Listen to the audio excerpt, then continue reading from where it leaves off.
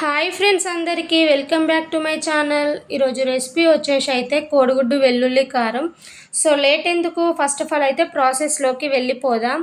ఒక మిక్సీ గిన్నెని తీసుకొని అందులోకి 1/2 టేబుల్ స్పూన్ జీలకర్ర, 1/2 టేబుల్ స్పూన్ ధనాలు, ఒక 10-15 వరకు మిరియాలు, 3 లేదా 4 వరకు లవంగాలు, ఒకటి చిన్న సైజు దాల్చిన చెక్కను వేసుకొని ఇవన్నిటిని మిక్సీ పైన బరకగా గ్రైండ్ చేసుకోవాలి. మరీ మెత్తగా గ్రైండ్ చేసుకోవాల్సిన అవసరం లేదు. ఈ వీడియోలో చూస్తున్నట్టు ఈ విధంగా బరకగా ఉంటే సరిపోతుంది. ఒక 2 పెద్ద సైజు ఎల్లిపాయలు పొట్టు తీసుకున్నాను. సో నెక్స్ట్ ఇందులోకి అయితే ఆ ఎల్లిపాయలను అయితే యాడ్ చేస్తున్నాను. అలాగే 2 టేబుల్ స్పూన్స్ వరకు నేనైతే కారం అనేది వేసాను. మీరు తినే కారాన్ని బట్టి అయితే మీరు కారం అనేది అడ్జస్ట్ చేసుకోండి.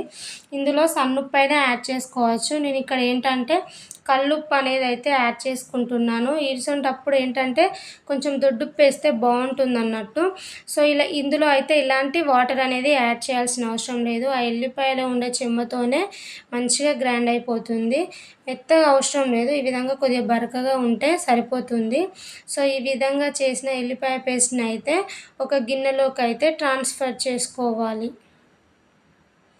సో నెక్స్ట్ అయితే స్టవ్ పైన ఒక గిన్నెను పెట్టుకుంటున్నాను. కొంచెం మందపాటి కడాయి అయితే బాగుంటుంది అన్నట్టు.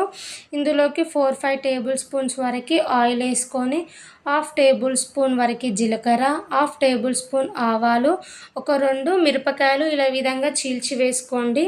ఈ మిరపకాయలు అనేవి కాస్త ఫ్రై అయిన తర్వాతకి నేను ఇక్కడనైతే 6 ఎగ్స్ వరకు అయితే కొట్టి వేసాను. మీకు కావాల్సిన ఎగ్స్ అనేది అయితే మీరు తీసుకొని ఇందులోకి 1/2 టేబుల్ స్పూన్ వరకు పసుపు అనేది వేసుకొని ఫ్లేమ్ అయితే చిన్నగా పెట్టుకొని ఉంచుకోవాలి. మరీ పెద్దగా పెడితే మాడిపోతుంది కాబట్టి 5 మినిట్స్ అయితే చూడండి మూత పెట్టి తీసాను. ఎగ్స్ అనేవి మరీ ఇట్లా పొడి పొడిగా ఉండకూడదు అన్నట్టు. సో కొంచెం పెద్ద పీసెస్లా ఉంటేనే తినేటప్పుడు బాగుంటుంది అన్నట్టు.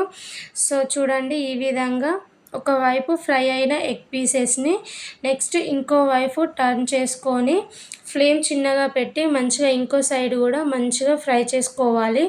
ఈ ఎగ్ అనేది ఎంత మంచిగా ఫ్రై చేసుకుంటే అంత మంచిగా ఉంటుంది అన్నట్టు. కొంచెం ఎగ్ అనేది నీచు వాసన లేకుండా ఫ్రై అయితే టేస్ట్ అనేది నెక్స్ట్ లెవెల్ ఉంటుంది కదా. సో చూడండి మనం తీసుకున్న ఎగ్స్ అయితే ఆల్మోస్ట్ మంచిగా ఫ్రై అయిపోయి ఎగ్స్లో ఏంటంటే కొంచెం నురగలాగా ఫామ్ అవుతుంది కదా. సో చూడండి ఎగ్స్ అయితే మంచిగా ఫ్రై అయిపోయినట్టే.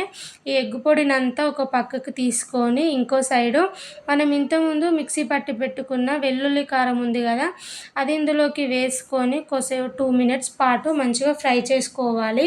మీరు కావాలి అంటే ఇక్కడ కొంచెం ఆయిల్ అయినా యాడ్ చేసుకోవచ్చు. బట్ నేను ఏంటంటే ఎక్కువ ఆయిల్గా తినడం ఎందుకని చెప్పేసి అయితే ఈ ఉన్న ఆయిల్లోనే మంచిగా 2 మినిట్స్ పాటు ఫ్రై చేశాను. ఇలా ఫ్రై చేసినాక మొత్తం కలిసేలాగా మంచిగా మిక్స్ చేసుకోండి. ఎంత మంచిగా కలుపుతుంటే వెల్లుల్లి ఎగ్ అనేది అయితే మంచిగా మిక్స్ అవుతుందన్నమాట.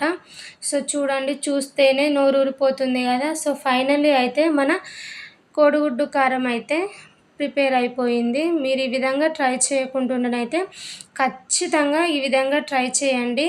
చూడండి వేడి వేడి అన్నంలో కోడిగుడ్డు వెల్లుల్లి కారం సర్వ్ చేసుకొని తింటే ఈ రెయినీ సీజన్లో ది బెస్ట్ రెసిపీ ఏంటని చెప్తే నేను ఈ కోడిగుడ్డు వెల్లుల్లి కారం అనే చెప్తాను. సో మా వీడియోలు కనుక మీకు నచ్చినట్టయితే ప్లీజ్ మా ఛానల్ని అయితే సబ్స్క్రైబ్ చేయండి. మాకు చాలా సపోర్ట్ చేసిన వారు అవుతారు. అలాగే మీకు ఇంకేమైనా రెసిపీస్ కావాలన్నా కానీ కామెంట్ చేయడం అయితే మర్చిపోవద్దు. ఓకేనా? Thank you for watching.